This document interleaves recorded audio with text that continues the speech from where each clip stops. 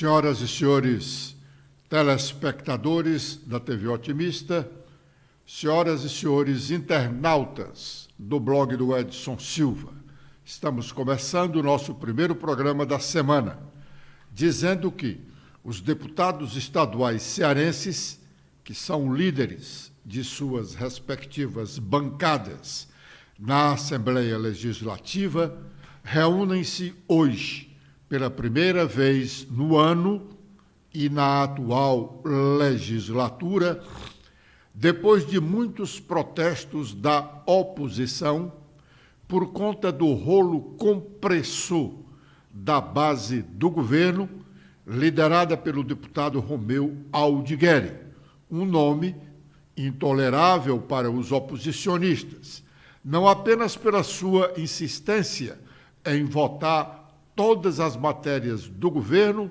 em regime de urgência, sem dar oportunidade ao debate, mas também pelo fato de ser considerado prepotente no trato com os colegas. Mas na reunião de hoje, desse colégio de líderes, como nós registramos hoje no nosso blog, os deputados podem reclamar também da falta de cuidado da mesa diretora da casa com o prédio e os equipamentos da Assembleia. A falta de manutenção do prédio e, com ele, e em razão dessa falta de manutenção, no último inverno, muitos baldes foram colocados dentro do prédio para evitar inundações de água da chuva. Tantas eram as gouteiras.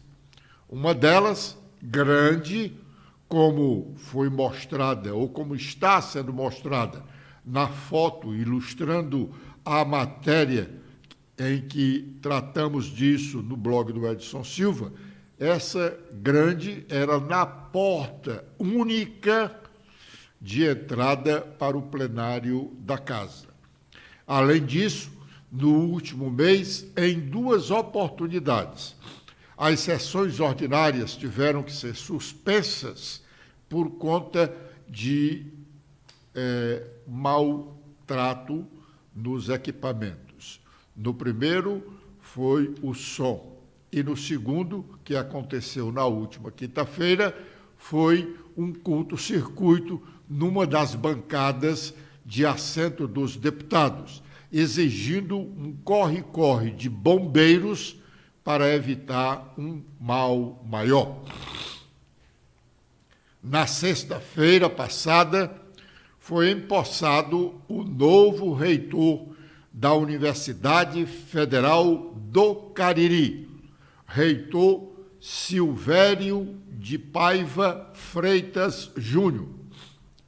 Nos próximos dias, será oficialmente conhecido o novo reitor da Universidade Federal do Ceará. A posse do reitor Silvério da Universidade Federal do Cariri foi no gabinete do ministro da Educação, Camilo Santana, em Brasília. Vamos ouvir uma parte do que disse o novo reitor da Universidade Federal do Cariri. A instituição desempenha um papel estratégico no Ceará e no interior do Nordeste. Estamos localizados em uma região de grande riqueza cultural e popular, com uma biodiversidade vasta, ao sul do Ceará e muito próximo da Paraíba, de Pernambuco e do Piauí. Nesse contexto, a Universidade Federal do Cariri trabalha com afinco há 10 anos para proporcionar ensino, cultura, extensão e pesquisa de qualidade, cumprindo sua parte tão necessária no processo de interiorização da educação superior pública no nosso país.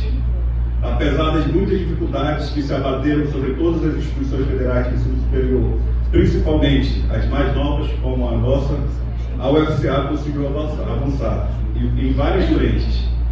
Já formamos quase 4.000 estudantes de graduação e pós-graduação, dobramos o número de estudantes matriculados, mais do que dobramos o número de cursos de graduação e de pós-graduação. Foi a fala do reitor Silvério de Paiva Freitas Júnior, reitor da Universidade Federal do Cariri, UFCA, empossado na última sexta-feira no gabinete do ministro da Educação, em Brasília. O senador Cid Gomes está no exercício da presidência do Diretório Estadual do PDT interinamente até o mês de dezembro, quando acontecerá a eleição para renovação do diretório. Sua gestão, a gestão de Cid, nos próximos meses, a pretexto de reorganizar o partido no interior, com vistas às eleições municipais do próximo ano, como fez nos momentos antecedentes às eleições municipais de 2020, agora tem a diferença de que o seu trabalho está sendo vigiado, não só pelo presidente licenciado, deputado André Figueiredo, como também por Ciro Gomes, seu irmão e atualmente inimigo. Cid não terá ingerência alguma na sucessão em Fortaleza, onde o partido é comandado por Roberto Cláudio e já tem como certo a candidatura do atual prefeito José Sarto à reeleição. Até mesmo em Sobral, terra de Cid e Ciro, onde nenhum dos seus familiares próximo pode ser candidato a prefeito, em razão de ser Ivo Gomes, irmão, o prefeito, e isso tornar inelegível qualquer parente até o 3º grau para a disputa da prefeitura daquela cidade. Em Sobral, as articulações de Cid também serão acompanhadas muito de perto pelo irmão Ciro. Não se sabe ainda se os dois mesmo inimigos poderão ter um candidato comum à sucessão do irmão Ivo. Os entendimentos lá não sinalizam para uma união do PDT com o PT, como vem acontecendo em Sobral há vários anos. A propósito de Ciro, que passou alguns dias agora, recentemente, na Argentina, merecendo, inclusive, o registro da coluna Painel da Folha de São Paulo desta segunda-feira. Hoje, Ciro começou a divulgar o seu novo canal no YouTube, onde fará suas manifestações sobre a política nacional e, sem dúvida, sobre o governo Lula, a quem faz oposição, embora o seu partido, o PDT, faça parte do governo Lula com o ministro da Previdência Social. Por sinal, o presidente nacional da sigla, agora licenciado, Carlos Lupe. Vamos ouvir o que Ciro está dizendo na chamada do seu novo canal do YouTube. Olá, gente querida, olá, turma boa, olá, homens e mulheres desse imenso e amado Brasil. Aqui, Ciro Gomes, de volta ao batente na luta pela causa brasileira.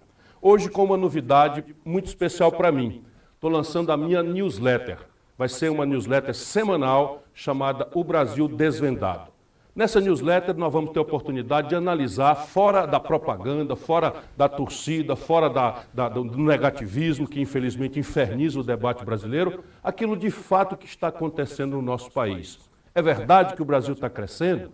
Que tipo de estatísticas são essas? Que efeito terá a reforma tributária sobre a vida de cada um de nós? Enfim, todos os assuntos da economia e da política que você sabe são muito manipulados no Brasil, serão o conteúdo semanal do Brasil Desvendado, a minha newsletter. Aqui embaixo desse vídeo você vê o link para assinar. Eu lhe peço, assine, venha comigo, me ajude, financie com a sua contribuição uma corrente de opinião independente que pode dizer o que é certo e pode dizer o que é errado sem dever nada a ninguém, senão apenas a você, meu irmão, minha irmã brasileiros. Assine a newsletter e nos encontraremos toda semana aqui no Brasil Desvendado.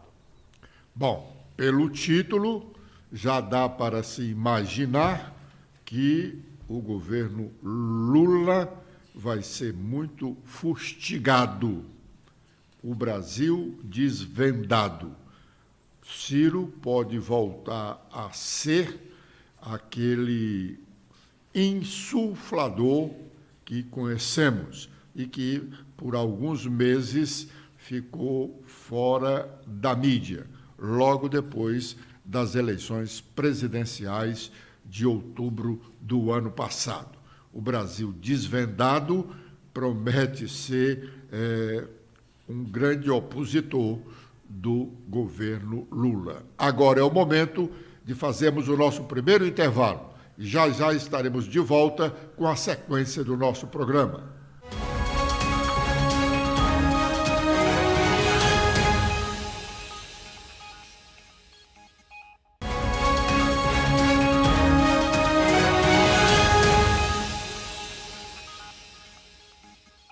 De volta, agora é o momento de sabermos quais as nossas manchetes.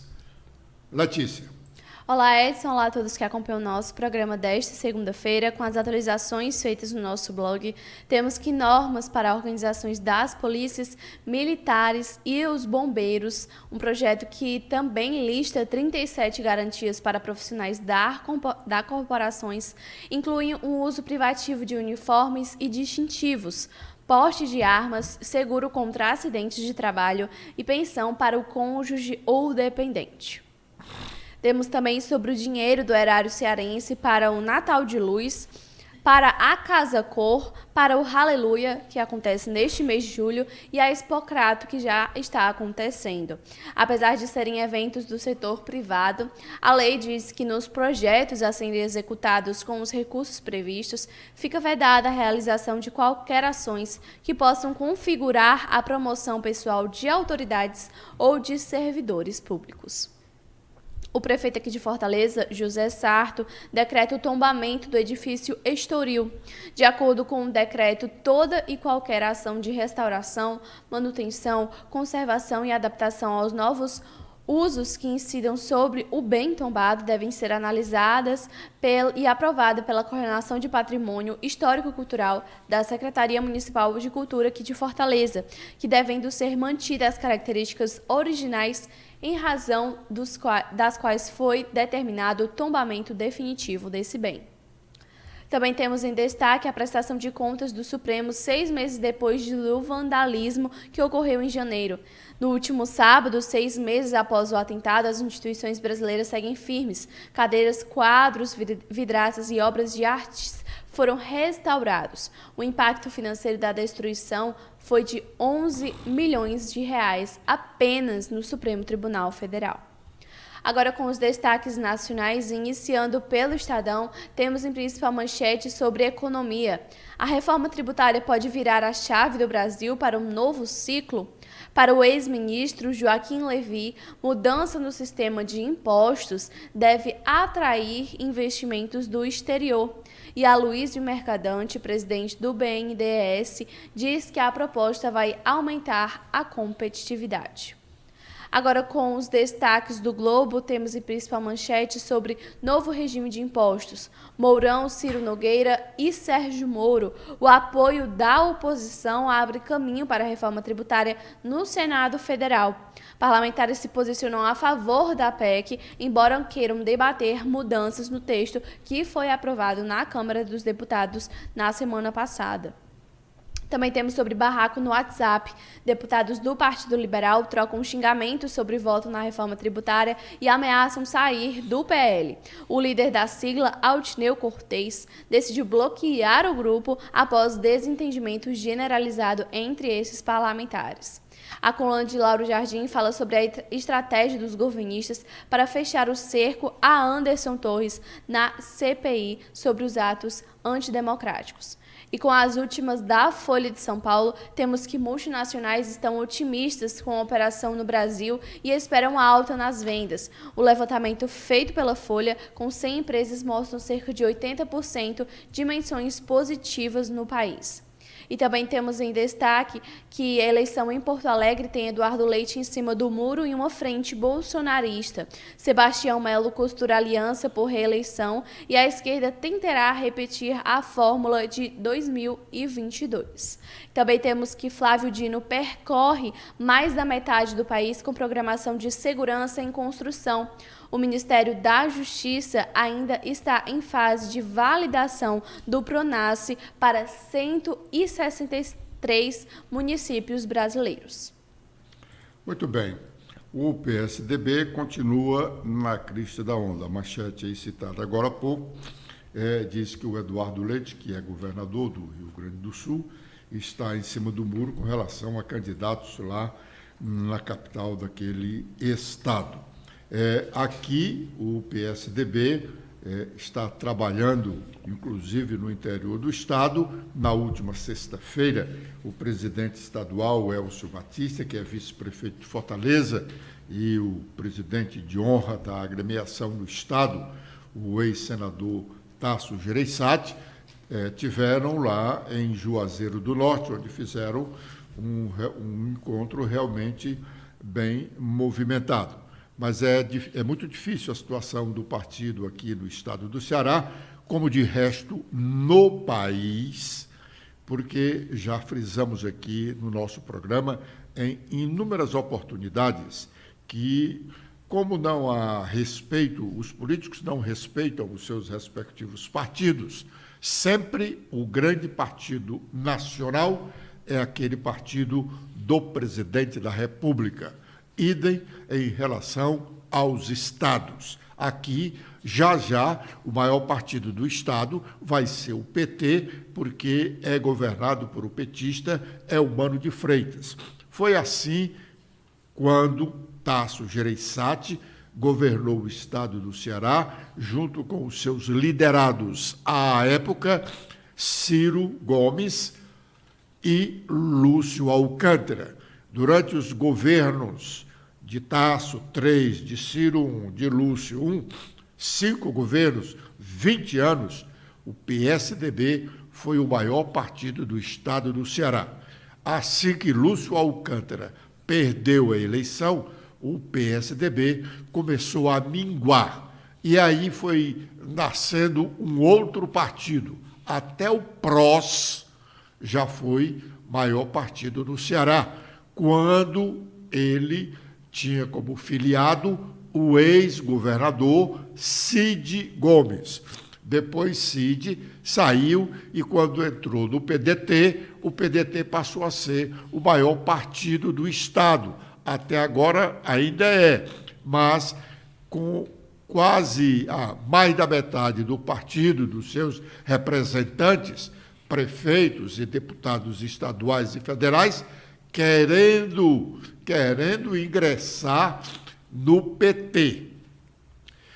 Os prefeitos podem ingressar a qualquer momento. Nós dissemos aqui, prefeito, governador, senador, presidente da República, a lei da fidelidade partidária não os obriga a permanecer no partido pelos quais foram eleitos. Eles podem trocar de partido a qualquer momento.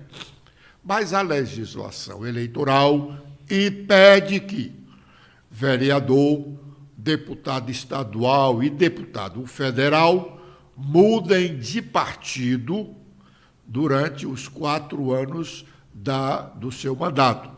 Ele terá, no ano da eleição, o vereador, no próximo ano, em março, terá um mês, que chamamos de janela partidária, um mês em que os vereadores podem mudar de partido sem sofrerem qualquer penalidade imposta pela lei da fidelidade partidária.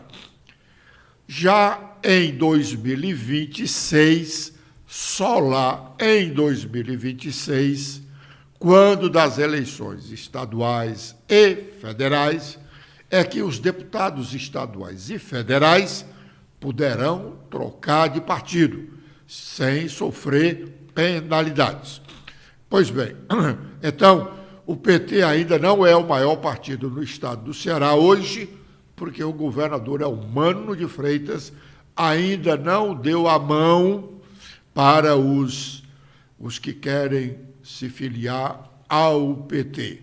Nesse ponto, o governador tem mantido uma posição de magistrado, mas também talvez ela esteja acontecendo porque o governo não tem muito o que dar e os novos aliados sempre querem receber uma boa recompensa. O governo do Estado, já dissemos aqui em mais de uma oportunidade, não está bem financeiramente, tanto que não está cumprindo sequer os compromissos assumidos com as prefeituras durante a campanha eleitoral do ano passado. Tem convênio que há 6 meses não recebe 1 centavo do Estado. Portanto, muitas obras municipais estão paralisadas por falta da contrapartida do governo. Isso também é um obstáculo para o ingresso de novos filiados. Agora é o momento de fazermos o nosso segundo intervalo e já estaremos de volta com a parte final do nosso programa.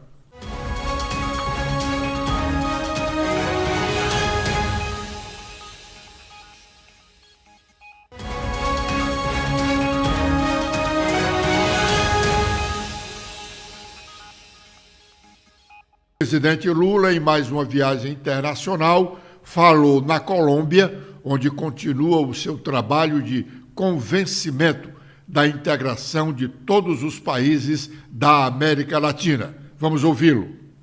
Falar da Amazônia é falar de superlativos.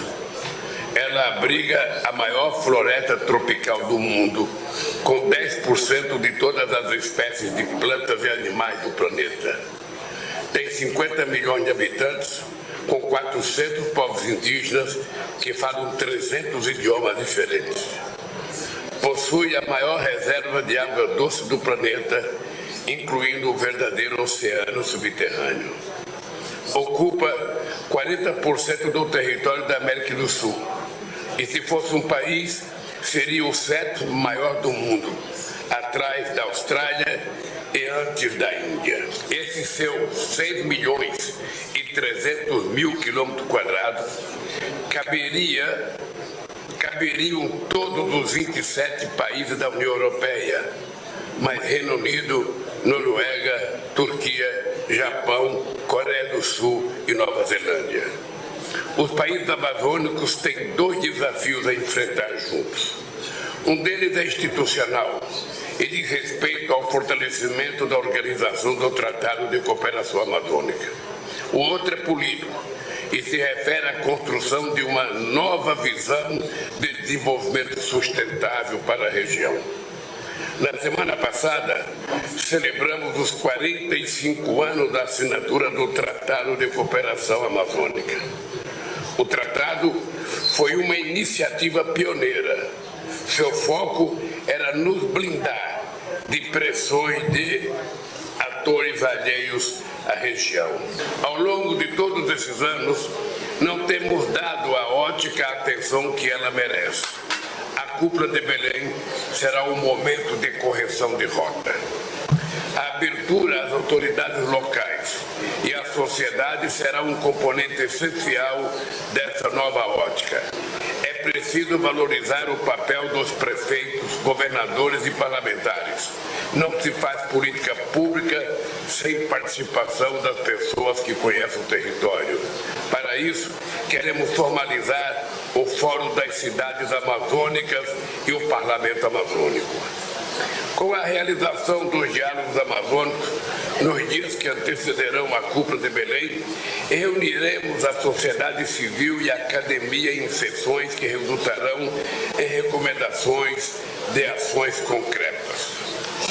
Para traduzir esse impulso político em termos práticos, pretendemos institucionalizar o Observatório Regional da Amazônia, que vai sistematizar e monitorar dados de todos os países para orientar as políticas públicas e torná-las mais eficazes.